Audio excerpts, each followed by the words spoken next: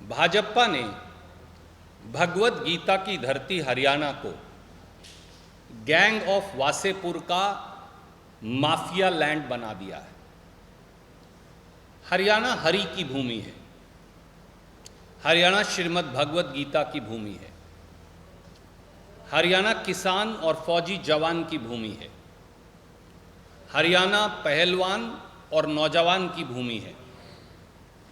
गीता की पवित्र भूमि को भाजपा ने गुंडों के हाथों सौंप दिया है। भाजपा सरकार ने हरियाणा को माफियाओं और बदमाशों को दे दिया है। गुंडों की बंदूकें आज हरियाणा में शासन कर रही हैं और सत्ता की चुप्पी अपराधियों को संरक्षण दे रही है। हरियाणा में गुंडों की गोलियां अब कानून के शासन पर हावी हैं। डर का नंगा नाच है और चारों ओर फिरौती की रिंगटोन बज रही है। माफियाओं और बदमाशों के आगे हरियाणा की सरकार ने पैर पसार दिए हैं। फिरौतियों की धमकियों और चिट्ठियों का नायब राज अब हरियाणा में है। हरि की भूमि हरियाणा को गैंग ऑफ वासेपुर का माफिया लैंड बना दिया है। किसी ने सही कहा है कि पत्थरों का शहर है, आईना मत बना कीजिए। पत्थरों का शहर है, आईना मत बना कीजिए। गोलियों का खौफ है, बेखौफ सच मत कहा कीजिए।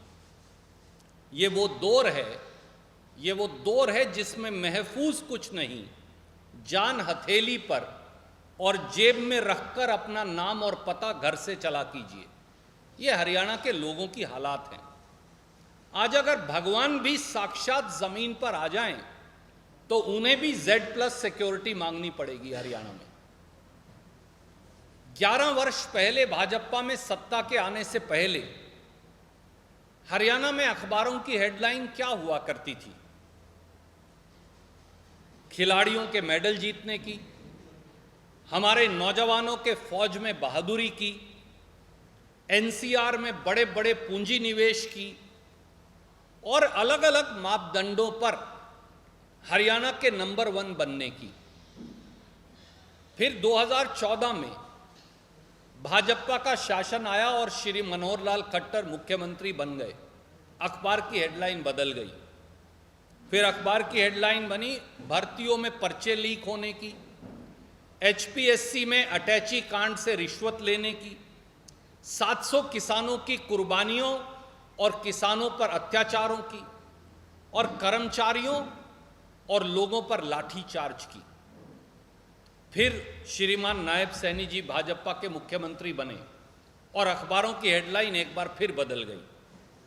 अखबारों की हेडलाइन बनी पूरे प्रदेश में ड्रग्स माफिया के प्रसार की, भयंकर बेरोजगारी में हरियाणा का पहला स्थान होने की, नदी और पहाड़ चोरी कर खनन माफिया के खुलेआम विचरण करने की, बेलगाम अफसरशाही और भ्रष्टाचार की भेंट चढ़ती जनता की, शराब के ठेकों के लिए होती फायरिंग की और माफिया गैंगों के द्वारा की जा रही चौतरफा फिरौती, वसूली और उगाही की। साथियों, हरियाणा में संगठित अपराध अब सबसे बड़े उद्योग में बदल चुका है। हरियाणा में अब कानून न्याय की पहचान नहीं रहा, बल्कि कानून संगठित अपराध से डरा, सहमा और दुबका बैठा है। प्रांत में संविधान का शासन नहीं, बल्कि माफिया, बंदूक, गोली, फिरौती की हुकूमत है।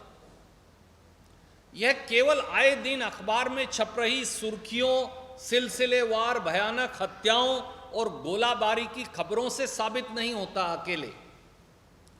आंकड़े हरियाणा को माफिया लैंड में तब्दील करने की एक खतरनाक कहानी कहते हैं और उनमें से कुछ तथ्य आपके समक्ष में रखूंगा। पहला, फरवरी 2025 में जब इसी चंडीगढ़ में 7 राज्यों के DGP की बैठक हुई तो नायब सैनी सरकार ने खुद माना कि हरियाणा में 80 गैंग एक्टिव हैं। 80 गैंग, माफिया गैंग इस समय एक्टिव हैं।